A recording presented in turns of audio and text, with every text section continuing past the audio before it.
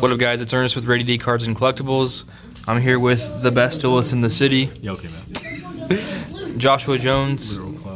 We're getting your deck profile today. What kind of streak are you on right now?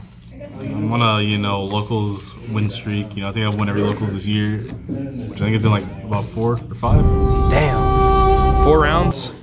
Yeah, each one 4 rounds. One of them was 5 rounds. So, over 20 wins. Yeah. That's crazy. What deck you playing?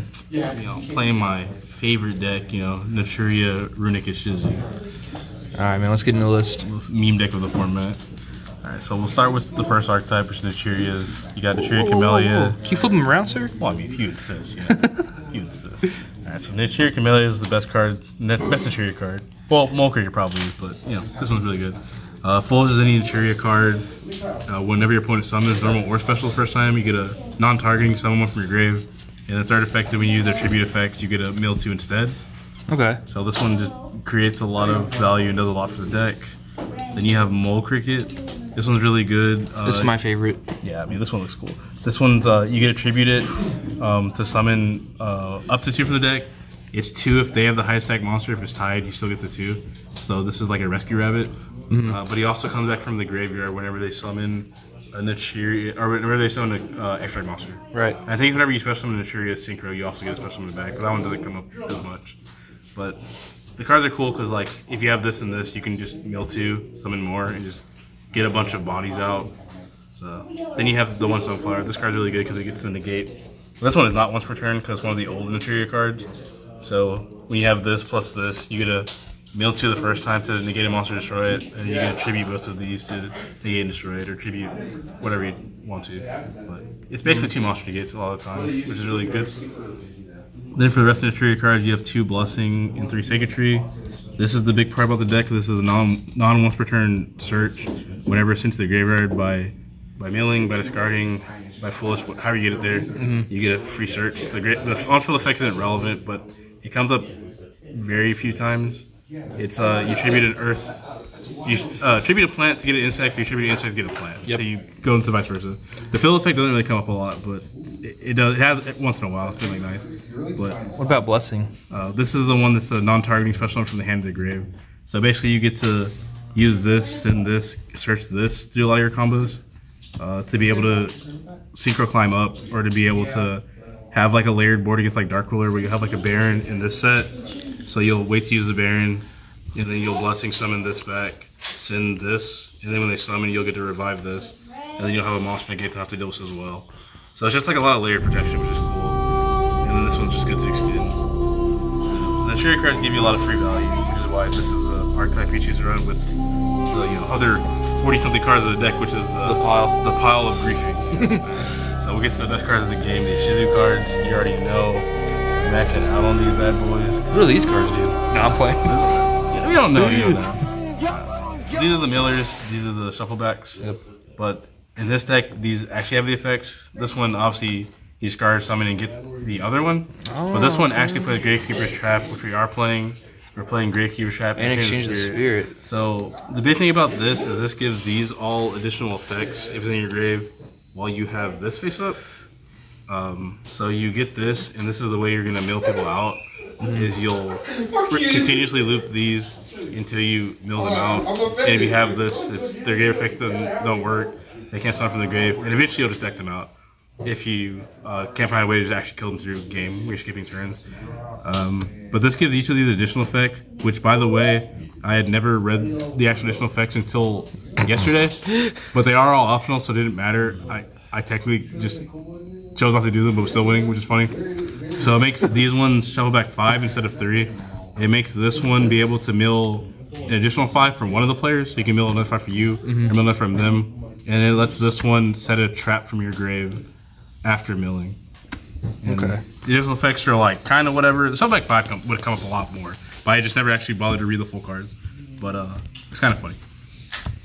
So this card's really good. It also lets you call the top card of their deck. So a lot of times, especially post side, you just continually call Cosmic Cyclone.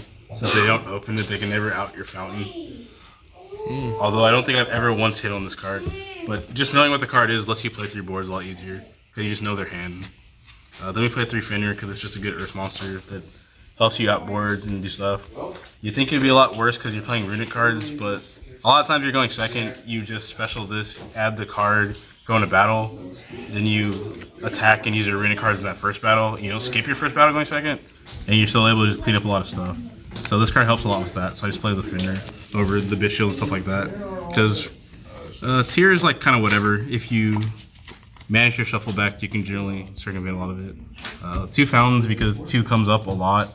If you open tip or open one of these and have a way to keep going, you can a lot of times loop these with the Gary fusion and use 3 of them in a turn and draw 9 cards and just do a lot. And then that combined with all the shuffling in the mills, you can take 20 mid turns pretty easily. So that's kind of nice. 3 tips. Time Wizard? Well, we're not trying to win in time, but you know. To be fair, I play 0 time cards. You can play Scatter Shot. You can also play Cowboy, which is funny because if you play Cowboy, you can loop it 3 times. I think if you have enough hand, because you just keep shuffling it back with the. You make it link it away. You shuffle back. Then depending on what you have previously, you can like Baron pop it, shuffle back, stuff like that. Okay. So for Runick cards, I play 3 of this, 3 Destruction, 3 Flashing Fire, 3 Feeding Curses, and 3 Slumber. These ones are the ones that are actually relevant and good, so they're the best ones. You max them out. And then to have just an additional 3 cards for Runick cards, I play Slumber because it's like the most like whatever one. What does Slumber do? It's like you can target one of your guys that can't attack for the turn. The first time it be destroyed by battle card effects, it's not. And then if you use that effect, they'll banish top 3. So it's just the most like generic one that's like, because they all summon, they're all the same thing to start off, so it doesn't actually matter when you draw. They all just summon Hugin and get the field spell. But this is the one in the middle of the game. If you have a Changing, you can just activate it on the Changing, make the banish top 3, and then trigger the Changing. So regardless of what they have, whereas these ones, you can't. Like, they don't have anything you can't just make them banish. This one you can. And obviously Runick Tip you can, but this is the Searcher of the Roto, so you play through that one. But this is the other one that does that. So you just play it to just have more names. So the Runick cards combined with the Shizzy cards give you the win condition of milling them out. A lot of times you don't actually try to kill them unless you get a Changing, and then you get them down to like actually 0 cards, and then you can just like have a Changing that's like a million attack, you just kill them. The worst part of playing is at local, a lot of times people just don't scoop. So you'll be like, wow, I have literally 9 cards in my hand, and they have 1 card, and you have a Baron on the field. They're like, hey, you know what, y'all, I'll let you continue to play. And you're like, well, I could, go for another 5 minutes on this turn, but I guess I'll just pass and hope they, like, top deck nothing. But sometimes it's just like they top deck enough to just waste 5 minutes. It's like whatever, but, let me play 3 talents. This card's good enough because it's just kind of like, with these Shizzy cards, you're gonna a lot of times make them trigger like anything. Even if like heroes, you trigger Shadow Mist. You're like, it's stuff you don't really care about. But the good thing about this is you just get to eventually draw enough cards, and you do all this, and you'll just look at their hand. This thing is nice. Snore. So you just look at their hand, you know what their hand is, and then it's just like, if you know what you're doing, you know their hand, you're looking never lose. Because you also know their top deck with Ricky Spy. Yeah. That could come up. I decided to play Foolish Burial Goods. This card is another starter because it sends this card to redraw, or it sends Sacred Tree, or it sends another Runick card if you've already milled this and redraw and have a way to trigger the Runick card. So it'll be at their draw and get a card of your deck. And it also but it also sends Exchange of the Spirit, which is a good thing. Yep. Because the problem with Exchange of the Spirit is the only way to guarantee it goes to your grave is hard drawing this. Or making a Beatrice, and if you don't play Bishop, you can't guarantee making a Beatrice on turn 1. I play 3, but I don't have another one. Yeah, who signed that? I did. Joe. Oh, okay. Joe right. Mama! Yeah, right, man. Then you play 3 Imperm for the Handcraft and 2 Ash. This should be 3, but I don't know where my 3rd one is. But we'll put it at some point. The classic Josh. The reason you play Imperm is because Kelly can set it back, and also Imperm just really good against Kikalas. 3 times? Well, that's my 57, 58 card, Runick deck, We're trying to get it at 60 just because why not, At this point, I don't really care. Maximum consistency, Wow. But it's just a pile, bunch of fun cards. You can do a lot of random shit. Side deck changes from time to time, but these are what I mainly like to play. Nib is really good. Coke money. Because this combined with Molcrick is good because you nib them, and then they'll have the highest attack monster, so you Molcrick it, and you get to summon Camellia plus Sunflower. And then you're sort of insulated against like monster effects. So you have Camilla Sunflower, you'll get a Camilla, send Sacred Tree, Search Blessing, and you'll have the mill 2 to stop a monster effect if you need to. Pretty good. So Nib's really good. Yep. Combined small cricket. Then you have Beastals. 4 is enough. Tier's obviously insane, but it's like I think with these, I don't really want to play more of this. You ever think about playing 2 Druid Swarm, 2 Magnemite, or just 3-1 the best? I thought about playing playing in your deck. I thought about maining them and playing this to have level 6s, but a lot of times I'd rather just not have darks in my deck. Right. Because if everyone's playing Bishal, I think because Kayla's playing Bishal, and it was like even when I milled cards, like you can't do anything because I play no Earth or Light really. So he just had a fucking 4-card hand of Bishals, and it's just like, oh, I can't do anything except banish my own shifter. Yeah. So I don't know. I'd rather just not main them. Because then the good thing is that they, in theory, should side theirs out. Yeah. Even if they're playing like a light deck or a dark deck, they'll side theirs out, and then mine will resolve a lot more easier. So I don't need as many. I don't need more to like Magma chain Druid Swarm when they chain theirs, because mine just resolve. Pro plays. Shouldn't be in their Pro deck. plays. Pro plays. Yeah, pro plays. 2 Droll, because Droll's good enough. But yeah, shout people at locals, don't play as against me because this kills my deck. So please don't put it in your side deck. Now we know. Now we know. Well, they've watched 15 minutes of this video because my deck's we're 11 minutes in. They'll know. Surely they'll see that. Yeah, surely they'll see that. 2 Dark Rollers, good enough. Feather Duster, Twin, just a few more back removal. You have Runick Destruction. You don't really care about back removal as much in this deck. 2 Tikaboo, just because I want a bit more Flunder hate. This deck probably has like a 1-9 matchup against Flunder. Because you like Runick Tip, Banish Rabina, and you're just like, yeah, I'm just scrambling. Because then they can chain block Sunflower and everything. It's just really bad. So you're just dodging Flunder, huh? Yeah, you gotta dodge Flunder. It's not a good matchup. Then for the extra deck, you have the all 6s. This is what you do your Camilla plus Hugin into, and then you blessing back to Camilla. So this one's for if you are blessing back Camilla, because that's a tuner plus non-tuner.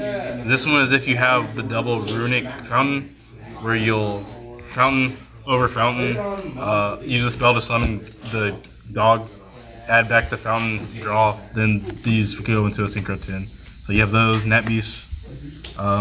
This card doesn't come out that much, but it does, it's really funny. The Synchro 10s are Changing plus Baron. This one's really good with the Naturia, or the Runick cards, and the Shufflebacks. What 2 monsters you need for Beast? So for Beast, it's...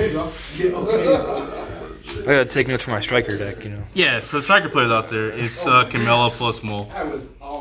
So if they're playing striker and they have a monster, you know, Mole, you Mole, summon this plus this, because Mole can summon itself, then he's making that beast. I'm out. So yeah, making that beast isn't hard. It's just like a lot of times it's not worth making that beast. It's just kind of whatever. Specific matchups. Yeah, when you want to just grief somebody, you can just make somebody that beast. We play Trishula. It's just a way to out a bunch of stuff. It's not targeting out. This is Camilla, a Shuffleback plus Mole Cricket makes it, or there's a few other lines to make it. Then you get the Runick cards. You only need 2 of these and 1 of these. The good thing about these is that since you have the Shuffleback, you can just recycle these repeatedly. So every card in here you summon like multiple times because you have the 6 Shufflebacks during a game, which is kind of nice. Beatrice, which is very hard to make game 1, but with the Bishals, you gotta make this in Chain of Spirits. Wallow's good too, because you mill so many cards, you'll eventually hit something like a Called By or whatever, just something you can just 1-for-1 trade, or you just keep it to Shuffleback. It's also, just make sure guys hella big if you ever need to. Baguska, just for Flunder, really. Or when you get Shifter. Dweller, do Garrus and Asa. This card sucks, because I don't play access code. But it technically should be, this should probably just be an access code because this card actually is useful, but this is really just in there to clear spots. But the problem with not having an access code is you block your extra monster zone and can't Hugin. So this you need to work on your list, Sonny. Yeah, you need the access code. If it was access code, you'd have the 1 banish, you just banish the access code. Okay. Because you don't get a Balthazar anyway. So this card's just really good. Are those the only changes you would make? Yeah, it's supposed to be an access code, but I don't know an access code. And I don't want to pay $20 for one. Despite the fact I got you. I have some in the back. I bought an Ulti Zeus for no reason, but I'm not buying access. Yeah, well, that's the deck. Hopefully people never play Eradicator, Cosmic, or Anti-Spell locals. Side roll. Or side roll, but this deck is ass. But All right. If you don't know what it's doing, you're gonna get cooked. Or disactivate Prohibition, call Joshua Jones. I know he's gonna Prohibition. But sure thing. All right, you got any shout outs? Well, shout out to Ernest for farming me for content. Shout out to Kevin for being ass. Tim. Wait a second. Wait a minute. Look at Snorlax over there, though. Shout out to Snorlax.